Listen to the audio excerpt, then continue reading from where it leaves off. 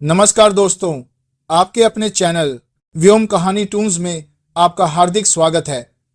आज हम एक नई कथा लेकर आपकी सेवा में उपस्थित हुए हैं।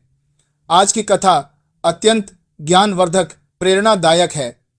कथा शुरू करने से पहले आपसे एक विनम्र निवेदन है कि शास्त्रों में कहा गया है कि अधूरी छोड़ी गई कथा दुख और पाप का कारण बनती है, इसलिए इसे अंत तक अवश्य सुने और भगवान श्री गणेश का आशीर्वाद प्राप्त करें। और अगर आप अपने माता पिता से सच्चा प्रेम करते हैं तो वीडियो को लाइक करें, सब्सक्राइब करें और कमेंट में जय श्री गणेश अवश्य लिखें। गणेश चतुर्थी हिंदू धर्म का एक प्रमुख त्योहार है जो भगवान गणेश के जन्म दिवस के रूप में मनाया जाता है।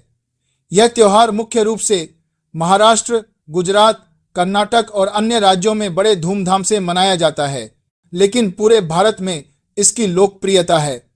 भगवान गणेश को विघ्नहर्ता, बुद्धि के देवता और प्रथम पूज्य देव के रूप में जाना जाता है। इस त्योहार की कहानी प्राचीन पौराणिक कथाओं से जुड़ी हुई है जो मुख्य रूप से शिव पुराण, स्कंद पुराण और अन्य ग्रंथों में वर्णित है। आइए इसकी संपूर्ण कहानी को विस्तार से समझते हैं, जिसमें गणेश जी के जन्म की कथा, उनके जीवन की महत्वपूर्ण घटनाएं और एक रोमांचक प्रसिद्ध घटना को भी शामिल किया जाएगा। कथा की शुरुआत कैलाश पर्वत से होती है, जहां भगवान शिव और माता पार्वती निवास करते थे। माता पार्वती एक दिन स्नान करने की तैयारी कर रही थीं। उस समय कैलाश पर कोई ऐसा द्वारपाल नहीं था जो उनकी रक्षा कर सके और अनजान लोगों को अंदर आने से रोक सके। पार्वती जी ने सोचा कि उन्हें एक ऐसा सेवक चाहिए जो उनकी आज्ञा का पालन करे और किसी को भी बिना अनुमति के अंदर न आने दे।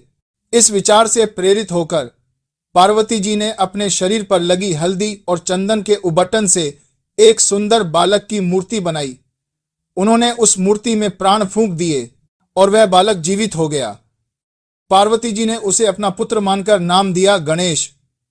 उन्होंने बालक को आदेश दिया कि वह द्वार पर खड़ा रहे और किसी को भी अंदर न आने दे, चाहे वह कोई भी हो। बालक गणेश ने माता की आज्ञा का पालन करने का वचन दिया और द्वार पर पहरा देने लगा। उस समय भगवान शिव कैलाश से बाहर थे। जब वे वापस लौटे तो उन्होंने देखा कि एक अनजान बालक द्वार पर खड़ा है और उन्हें अंदर जाने से रोक रहा है। शिव जी ने बालक से पूछा कि वह कौन है और उन्हें क्यों रोक रहा है। गणेश ने विनम्रता से कहा, मैं माता पार्वती का पुत्र हूं और उनकी आज्ञा से यहां खड़ा हूं। बिना उनकी अनुमति के किसी को अंदर नहीं जाने दूंगा। शिवजी, जो स्वभाव से क्रोधी थे, इस बात से नाराज हो गए। उन्होंने अपने गणों सेवकों को आदेश दिया कि वे बालक को हटाकर रास्ता साफ करें। शिवजी के गणों ने गणेश पर हमला किया, लेकिन गणेश ने अपनी शक्ति से सभी को परास्त कर दिया। वह माता की आज्ञा का पालन करने के लिए दृढ़ थे। तब शिवजी ने खुद युद्ध किया। एक भयंकर युद्ध हुआ जिसमें गणेश ने अपनी वीरता दिखाई, लेकिन अंत में शिवजी ने अपने त्रिशूल से गणेश का सिर काट दिया। सिर कटते ही गणेश का शरीर भूमि पर गिर पड़ा। जब माता पार्वती को इस घटना का पता चला तो वे क्रोधित हो गईं। उन्होंने शिवजी से कहा कि उन्होंने उनके पुत्र को मार डाला है। पार्वती जी का क्रोध इतना भयंकर था कि उन्होंने अपनी शक्ति से दो देवियों वीरभद्र और भद्रकाली को प्रकट किया और पूरे ब्रह्मांड को नष्ट करने की धमकी दी। देवता घबरा गए और ब्रह्मा जी ने भगवान शिव से प्रार्थना की।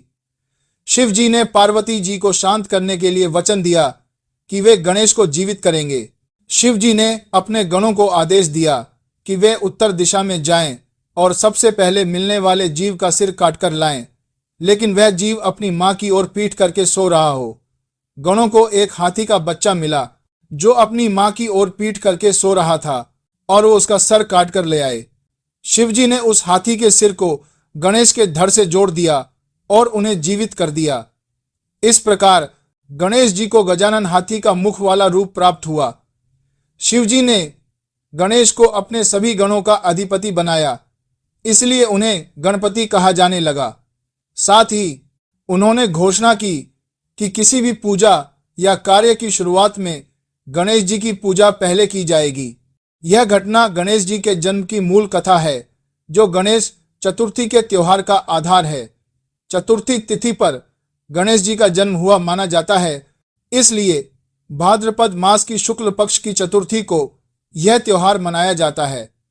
लोग गणेश जी की मूर्ति स्थापित करते हैं, 10 दिनों तक पूजा करते हैं और अंत में विसर्जन करते हैं, जो गणेश जी के कैलाश वापस जाने का प्रतीक है। गणेश जी की कथाओं में कई रोमांचक घटनाएं हैं, लेकिन एक प्रसिद्ध और रोमांचक घटना है गणेश जी द्वारा चंद्रमा को श्राप देना। यह घटना गणेश चतुर्थी से सीधे जुड़ी हुई है और बताती है कि चतुर्थी के दिन चंद्रमा को क्यों नहीं देखना चाहिए। एक बार की बात है, गणेश जी अपने वाहन मूषक चूहे पर सवार होकर जा रहे थे। रास्ते में मूषक ने एक सांप को देखकर डर से ठोकर खाई और गणेश जी नीचे गिर पड़े। यह दृश्य देखकर आकाश में चंद्रमा चंद्रदेव जोर जोर से हंसने लगे और गणेश जी का मजाक उड़ाने लगे। गणेश जी को यह अपमानजनक लगा। उन्होंने क्रोधित होकर चंद्रमा को श्राप दिया, तुम इतने अभिमानी हो कि मेरी इस स्थिति पर हंस रहे हो। आज से तुम्हारा तेज कम हो जाएगा और जो कोई चतुर्थी के दिन तुम्हें देखेगा उस पर झूठा आरोप लगेगा या उसकी बदनामी होगी। चंद्रमा को अपनी गलती का एहसास हुआ और उन्होंने गणेश जी से क्षमा मांगी। गणेश जी ने दया करके श्राप को कुछ कम किया और कहा, चतुर्थी के दिन जो तुम्हें देखेगा वह अगर गणेश कथा सुनेगा या मेरी पूजा करेगा तो श्राप का प्रभाव कम हो जाएगा, लेकिन साल में एक बार गणेश चतुर्थी पर तुम्हें देखना शुभ होगा। इस घटना के बाद से गणेश चतुर्थी पर लोग चंद्रमा को देखते हैं, लेकिन अन्य चतुर्थी पर नहीं।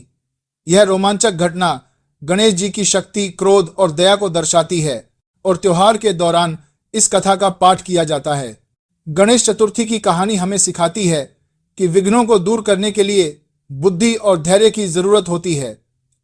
त्योहार 10 दिनों तक चलता है, जिसमें गणेश जी की मूर्ति को घर या पंडाल में स्थापित किया जाता है। रोजाना आरती, भजन और मोदक का भोग लगाया जाता है। अंत में अनंत चतुर्दशी पर विसर्जन होता है, जहां गणपति बप्पा मोरैया, अगले बरस तू जल्दी आके नारे लगाते हुए मूर्ति को जल में विसर्जित किया जाता है। तो ये थी श्री गणेश चतुर्थी की संपूर्ण कथा। तो फिर मिलेंगे दोस्तों एक और नई कथा के साथ। कथा में अंत तक बने रहने के लिए आपका बहुत बहुत धन्यवाद और भगवान श्री गणेश आपका जीवन खुशियों से भर दे। अगर आपने अभी तक चैनल को सब्सक्राइब नहीं किया है तो इसे सब्सक्राइब करें और कमेंट में जय श्री गणेश